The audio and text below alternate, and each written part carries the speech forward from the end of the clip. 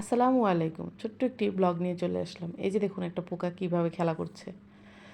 গাছের মধ্যে লতাপাতার মধ্যে এসব পোকা থেকেই থাকে। কি বলেন আপনারা? থাকে না? এই তো আমি আজ একটা ফুল এনেছি আর এই ফুলটা কম বেশি আমাদের দেশে অনেকেই চিনে থাকবেন। আর এই যে পোকাটাকে বারবার দেখা যাচ্ছে, এই ফুলটার নাম হচ্ছে বোরন ফুল বা বন্যা ফুল। ছেলের স্কুলে গিয়েছিলাম, পাশেই এই বোরন ফুলের গাছটা ছিল। একটা ছোট ভাইকে বললাম যে ভাই কিছুটা ফুল পেড়ে দিলে ভালো হতো, তো ভাইটা যেই বললাম সে এনে দিল। আর বাসায় এসে ওনাদেরকে পরিষ্কার করতে গিয়ে কয়েকজন পোকার সাথে আমার সাক্ষাৎ হয়ে গেল।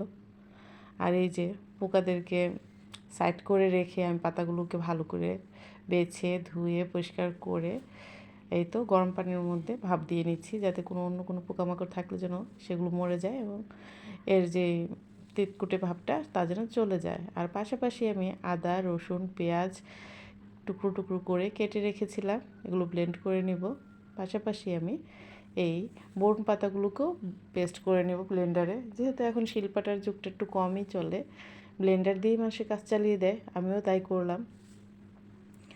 আদা রসুনটাকেও আমি এখানে ব্লেন্ড করে নিয়েছি এবং পাতাটাকেও ব্লেন্ড করে নিয়েছি। তারপরে এই তো ফ্রাই প্যানে আমি তেল দিয়ে তার মধ্যে আমি ফোড়ন হিসেবে তেজপাতা, এলাচ, তারপরে গোটা কয়েকটা কী বলে ওগুলোকে, মেথি, তারপর কালি জিরা, কিছুটা আস্ত জিরা, এসব দিয়ে একটু তেলটাকে হালকা করে ভেজে পেঁয়াজ দিয়ে দিলাম।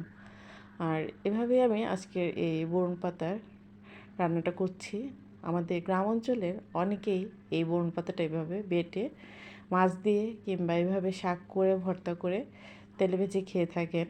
আর শুধু যে এটা খাবারের একটা সবজি কিংবা উপকরণ তা কিন্তু নয়, আমাদের স্বাস্থ্যের জন্য খুব উপকারী। যাদের শরীরে হাড়ের মধ্যে ব্যথা আছে, পায়ের গোড়ালিতে, হাঁটুতে কিংবা শরীরের কোথাও অংশে, এই ব্যথার জন্য কিন্তু বাতের অসুখের জন্য এই বোরনের ফুল কিংবা পাতা কিংবা বোরন খুবই উপকারী। আর এই যা আমি রান্নাটা এভাবেই করছি। আমি জানি সবাই খুব সুন্দর ভালো রান্না করতে পারেন, হয়তো বা আমার রান্নার মধ্যে কিছুটা এলোমেলোও থাকতে পারে, আপনারা ক্ষমা সুন্দর দৃষ্টিতে দেখবেন। আর এইভাবেই আমি রান্নাটা করছি, সব মশলা একে একে দিয়ে নিচ্ছি, দিয়ে ভালো করে একটু কষিয়ে নিব। আর মশলা তো আপনার মনে করুন হলুদ গুঁড়ো, মরিচ গুঁড়ো, ধনে গুঁড়ো, একটু গরম মশলা গুঁড়ো এবং লবণ। আর আমি যে আদা, রসুন, পেঁয়াজ একসাথে ব্লেন্ড করে রেখেছিলাম তার থেকে কিছুটা মশলা আমি এর মধ্যে দিয়ে দিব এবং একটু ভালো করে কষিয়ে নিব, যাতে করে মশলাটা কষে এর উপর তেল তেল ভাবটা চলে আসে আর দেখতে খুব সুন্দর আর ইয়াম্মি হয়, এই আর কি। এই জিনিসটা খেতে কিন্তু কিছুটা তিতকুটে ভাব লাগে, গরম ভাতের সাথে ভালো করে মেখে যদি এটা খাওয়া যায় শরীরের জন্য খুবই উপকারী।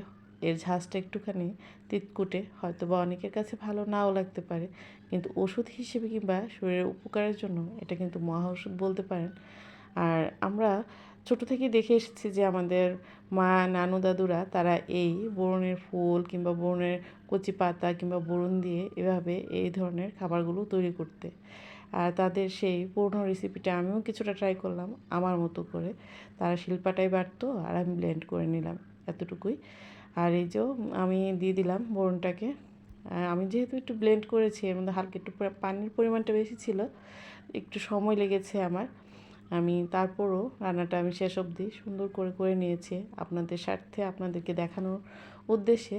আশা করি অনেকেই এই জিনিসটা চেনেন না, জানেন না কীভাবে রান্না করতে হয়, তাই আপনাদের উপকারে আসতে পারে এই ভেবে ভিডিওটা দেয়া। আর আমি যেহেতু একটা কন্টেন্ট ক্রিয়েটর হিসেবে কাজ করছি, সেই ক্ষেত্রে আমাকে তো কন্টেন্ট তৈরি করতেই হয়। ভাবলাম আজ বোরনের ফুলটা দিয়ে একটা কন্টেন্ট করে নিই, আর আপনারাও দেখে নিলেন।